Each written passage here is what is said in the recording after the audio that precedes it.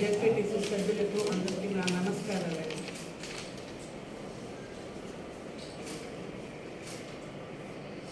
ఆంధ్రప్రదేశ్ రాష్ట్ర ప్రభుత్వం వారు 17/8/24 నాడు జీవో నెంబర్ 75 ద్వారా బదిలీల ఉత్తర్వులు జారీ చేయడం జరిగింది.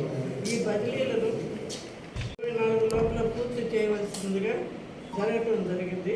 ఇందుకు సంబంధించి నెల్లూరు జిల్లా ప్రజా పరిషత్ కార్యాలయంలో జరిగిన బదిలీలలో సిఇఓ ముందు ఉన్న సిఇఓ డిప్యూటీ సిఇఓ గారు బదిలీల భాగంగా ఎంపీడీల బదిలీలను నా దృష్టిలో ఉంచి నోట్ ఫైల్ తీసుకున్నారు. నోట్ ఫైల్ మీద సంతకం తీసుకున్నారు. కార్యాలయం అందరి పరిపాలనా అధికారులు, సీనియర్ సహాయకులు, జూనియర్ సహాయకులు, మిగతా సిబ్బంది యొక్క నోట్ ఫైల్ మీద అప్రూవల్ లేకుండా పెట్టడం జరిగింది.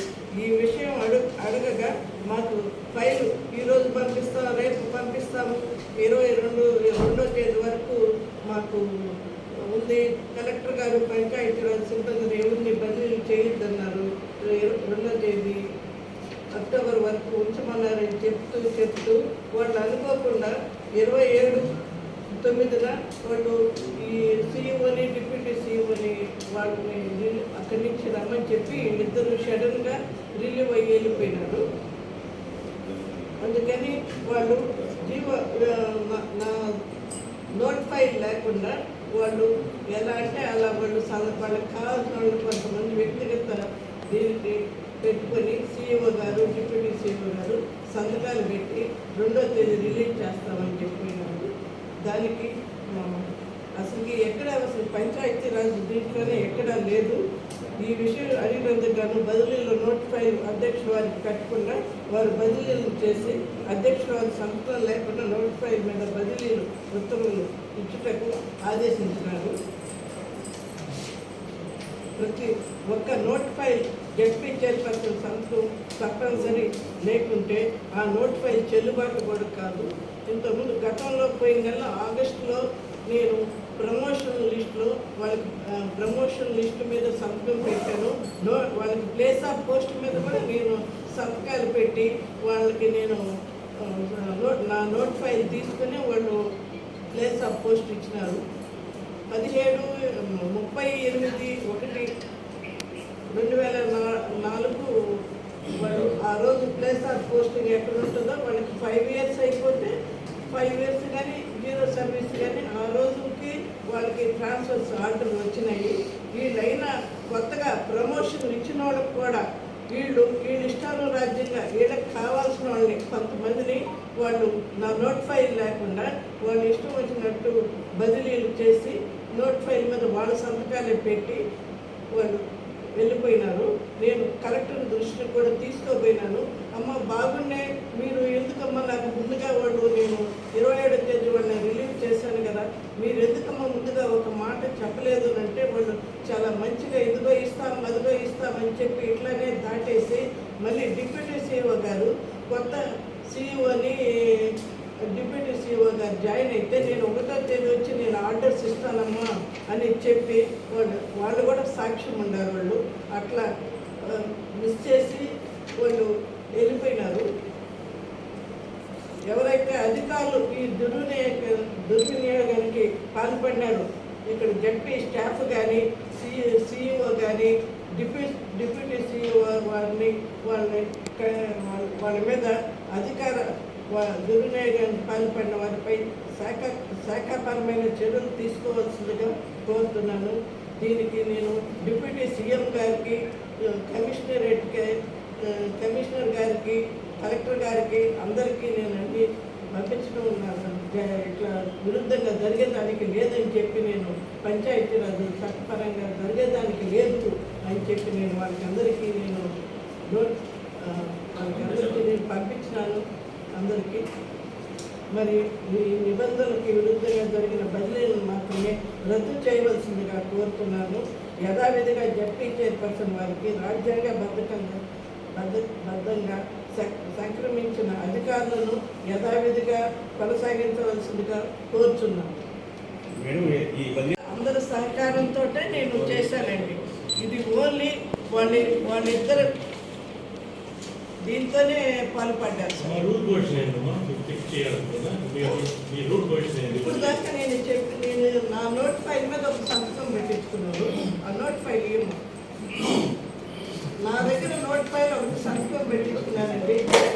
ఇప్పుడు ఎంపీడీఓలు మళ్ళీ ఎంపీడీఓల మీద నా నోట్ ఫైల్ పెట్టి సంతకం పెట్టించుకున్నాను కదా, దీనికి ఎందుకు నా నోట్ ఫైల్ అవసరం లేదు.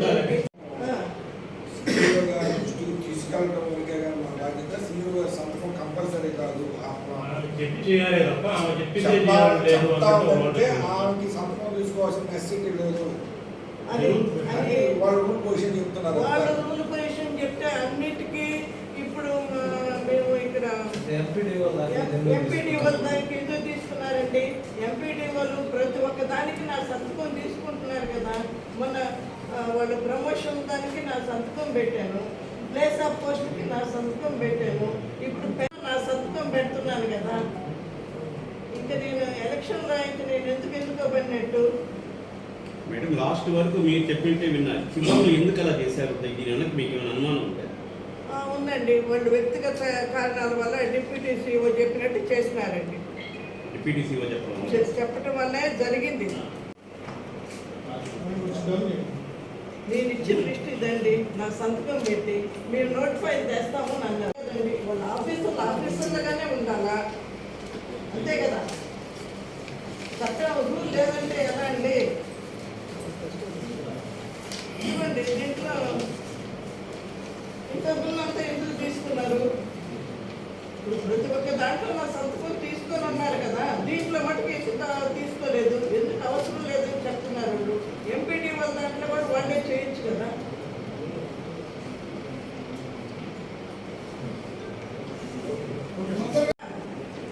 అన్నిటికీ వచ్చేస్తుంది కదా. టీమ్ బాగుండేది. కలెక్టర్ గారు కూడా అదే అడిగినారండి, ఏమా సీఈఓ గారు బాగున్నారు కదా, ఎందుకు ఈ పని చేస్తున్నారు? నాకు ఒక ఈరోజు ఉదయం కూడా నా దృష్టికి తీసుకొని వచ్చుంటే నేను ఆడుకునేవాడిని కదా అని అడిగినారు. లేదు సార్, వాళ్ళు ఇలాంటి పొరపాటు చేస్తారని అనుకోలేదు, అయినా నాకు అనుమానం వచ్చింది. వీళ్ళేది నోట్ ఫైల్ తీసుకురాకుండా సంతకం పెట్టించుకోరాకుండా ఉండాలనే నాకు అనుమానం వచ్చి 27వ తేదీ మధ్యాహ్నం నేను సెక్షన్లో తెప్పించానండి. లేదండి, వాళ్ళు 27 వెళ్ళిపోయినారండి. డేట్ 22 వేసినారు. 22 అడుగుతానే ఉన్నాం, ఈరోజు చేస్తాం, రేపు చేస్తాం, ఎల్లుండి చేస్తామని వాళ్ళు 27 ఈ సీఈఓని, కొత్త సీఈఓని, కొత్త డిప్యూటీ సీఈఓ గారిని రమ్మని చెప్పి వాళ్ళు కావాలని రిలీవ్ అయిపోయినారు. కలెక్టర్ గారు కూడా మీరు 2వ తేదీ వరకు ఉండండి అని చెప్పినారు నా ముందే. ఆ రోజు ఇది సోలార్ ప్లాంట్ దీనికి పోయి ఉంటే 2వ తేదీ దాకా వాళ్ళు ఎక్కడికి పోరమ్మా అని అన్నారు. ఆయన పోతూ వాళ్ళు కొత్త వాళ్ళని పరిచయం చేసి నేను 1వ తేదీ వచ్చి నేను ఆర్డర్ ఇస్తానని డిప్యూటీ సీఈఓ గారు చెప్పినారు. దానికి సాక్ష్యం సీఈఓ గారు కూడా ఉన్నారు. అట్లా మిస్మేనేజ్ చేశారు వాళ్ళు. మా అబ్బాయి జరుగు కదండి, ఏ ప్లేస్ పోయినా వాడు చేసేది ఇదే పని. పోయినసారి కూడా ఒకటి చేశాడండి చిరంజీవి గారు. నేను అప్పటికి చెప్తానే ఉన్నా, గతంలో కూడా ఇట్లే చేశాడండి. నేను టూర్ పోయినా, నేను అప్పుడు యూరోప్ ట్రిప్ పోయినానండి.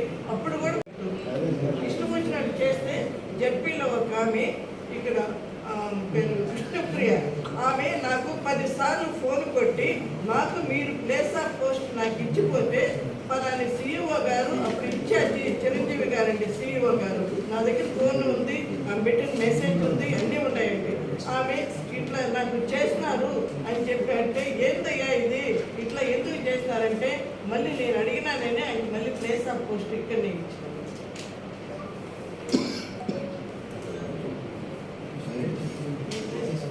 ఇచ్చినారండి.